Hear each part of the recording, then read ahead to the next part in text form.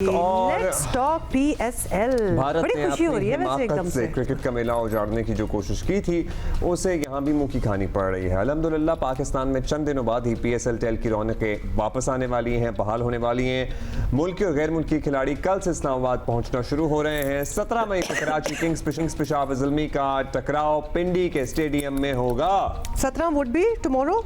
हाँ नहीं, day after tomorrow होगा, सैटरडे वीकेंड। अच्छा जी। पाकिस्तान और भारत के दरमियान जंगी सूरत हाल से क्रिकेट का आपको पता है कि टेम्पो जो है वो टूटने से कुछ टीमों में तब्दीलियां की जा रही हैं और बाज़ टीमों को गैर मुल्की खिलाड़ी दस्तयाब अब नहीं है, तो इस लिहाज से अब बकिया 8 मैचेस और भी दिलचस्प होंगे। आई थिंक सो, क्योंकि कई नए खिलाड़ी जो हैं वो शामिल होंगे और उनको बड़ा एक मतलब हु वुड हैव थॉट कि उनको एकदम से जी बैठे बिठाए मौका मिल जाएगा।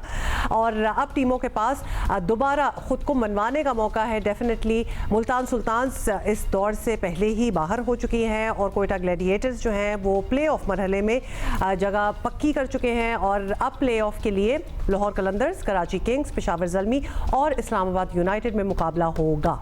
ये देखना बहुत दिलचस्प होगा कि कौन सी टीम इस तब्दील शुदा सूरत हाल से फ़ायदा उठाते हुए ट्रॉफी के हकदार करार पाएगी। ये बताना भी ज़रूरी है कि मैचेस के टिकटों की फ़रोख्त में इजाफा हुआ है। इंडीड जिन शायकीन ने पुराने स्केड्यूल के मुताबिक टिकट्स खरीदे थे वो उन्हीं टिकटों पे आ जाएं, उनको मैच देखने दिया जाएगा।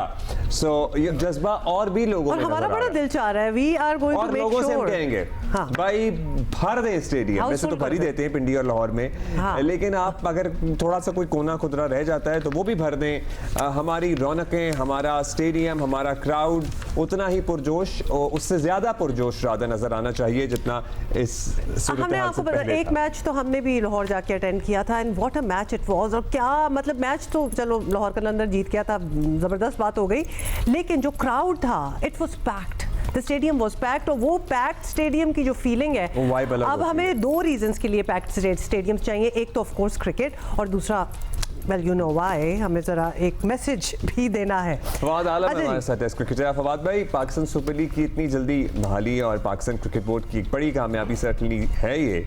कितना बूस्ट मिलेगा इससे? मतलब ओवरऑल सिनेरियो में आप देखें, how important was it? What do you think? जी बिल्कुल जी बहुत बड़ी बात है क्योंकि जो सिचुएशन थी, जो सिनारियो था, ऐसे लग रहा था कि अभी तो पीएसएल होगी नहीं और आगे चली जाएगी, बकरा ईद के बाद होगी, पता नहीं होगी या नहीं होगी। और उसके बावजूद मीन्स के ये तकरीबन 6, 7, 8 दिन के बाद पीएसएल दोबारा शुरू हो रही है, तो बहुत बड़ी बात है और सारा क्रेडिट पीसीबी को जाता है, उनकी कोशिशों को जाता है और इसी तरह अल्लाह करे कि कामयाब भी हो। अच्छा, अब ज़रा बात कर लेते हैं टीमों की सिचुएशन की, क्योंकि सुल्तान तो ऑब्वियसली आउट ही हो गए हैं लेकिन बाकी 5 के पास आगे बढ़ने का ज़बरदस्त चांस है। तो अब कुछ टीमें भी बदलेंगी और एक ब्रेक के बाद टेम्पो पर भी ऑब्वियसली फ़र्क तो आएगा। तो आपको लगता है कि टेबल पर इसका असर पड़ सकता है? ये सारी ऑब्वियसली फैक्टर्स हैं।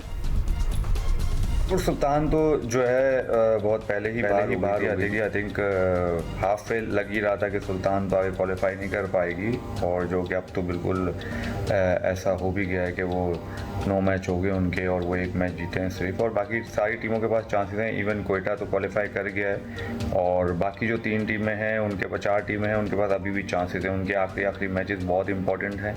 अगर वो एक दूसरे से हारते हैं तो कोई भी ऊपर नीचे जा सकता है, तो सबके लिए आने वाले मैचेस बहुत इंपॉर्टेंट है। अक्सर ऐसा होता है कि एक आध टीम के लिए इंपॉर्टेंट होता है, लेकिन इधर तो 4 टीमें लाइन में लगी हुई हैं जिनके लिए इन 4 में से 3 टीमें ऊपर जाएंगी और उन सबके पास चांसेस हैं कि वो आगे आने वाले मैचेस जीतें और क्वालिफाई कर सकें। अच्छा, ये बताइएगा व्हाट्सएप के अभी ज़ाहिर शुरू होने में 2 दिन है, लेकिन सब टीमों के मकामी खिलाड़ियों का तो हमें पता ही है। ये देखते हुए आपको पीएसएल जीतने के लिए फेवरेट कौन सी टीम लग रही है मौजूदा सूरत हाल में? फेवरेट अभी अब कहना थोड़ा मुश्किल होगा क्योंकि ज़ाहिर है इतना ब्रेक आया है और हमें ये पता नहीं है कि फॉरनर्स कौन कौन से आ रहे हैं, कौन सी टीम क्या खेलेगी अब, क्योंकि इतना आसान नहीं होगा किसी भी फ्रेंचाइज के लिए अगर उनके मेन प्लेयर्स ना आए जो उनके लिए परफॉर्म कर रहे हों, जो उनके लिए मैच जीत के दे रहे हों। सो कॉम्बिनेशन बड़ा इंपॉर्टेंट है हर टीम के लिए। सो लेट्स सी, वो 1-2 मैचों बाद पता चल जाएगा क्योंकि हमें ये भी हो जाएगा कि भाई ये फॉरनर प्लेयर्स जो हैं अवेलेबल हैं, तो आई थिंक उससे हमें ज़्यादा पिक्चर क्लियर नज़र आएगी कि कौन सी टीम फेवरेट हो सकती है। अच्छा, ये भी बताएं बल्कि नेशनल क्रिकेट की अगर अब हम बात कर लें थोड़ा सा, तो कौमी टीम के लिए नए कोच आ गए हैं। तो मैं कहती हूँ एक टेस्ट केस ये होगा कि उन्हें आकिब जावेद और गैरी क्रिस्टन वगैरह से क्या अलग करना होगा कि हमारे नताइज भी ज़रा बदलें और हम भी इंटरनेशनल सतह पर ज़रा दोबारा कोई बड़ी टीम कहलाएं। What do you think he has to do? ये चीज़ें जो हैं चेंज होती हैं। आई थिंक अब ये दोबारा चीज़ चेंज हुई है और होपफुली हम दुआगो हैं कि ये टीम के लिए अच्छा एक डिसीजन हो और लेट्स सी, क्योंकि चीज़ें चेंज करने से जो है ज़्यादा चीज़ें बदलती नहीं हैं, क्योंकि देखें हमें चाहिए रिज़ल्ट हमारे हक में नहीं आते। जो सीरीज़ें हैं, जो छोटी सीरीज़ें हैं वो हमें नज़र आ जाती हैं तो हम कहते हैं हमने ये कर लिया वो कर लिया। आई थिंक जो बड़ी इवेंट्स हैं हमें उनका सोचना चाहिए। तो हम जितना बड़ा सोचेंगे उतना बड़ा ही हम पाएंगे भी। अगर हम छोटी छोटी चीज़ें सोचेंगे तो फिर वही चीज़ें मिलेंगी, हमें बड़ी चीज़ कभी नहीं मिलेगी। सो होपफुली बस ये है कि रिज़ल्ट आए, चाहे कोच कोई भी बने, और टीम के लिए अच्छा हो, पाकिस्तानी कौम के लिए अच्छा हो, क्योंकि हम सब बहुत प्यार करते हैं क्रिकेट से। सो हमारे लिए बहुत मैटर करती है ये चीज़। सो होपफुली इस दफ़ा जो डिसीजन लिया पीसीबी ने वो अच्छा हो टीम के लिए और पाकिस्तान के लिए। इंशाअल्लाह। Thank you Fawad Alam.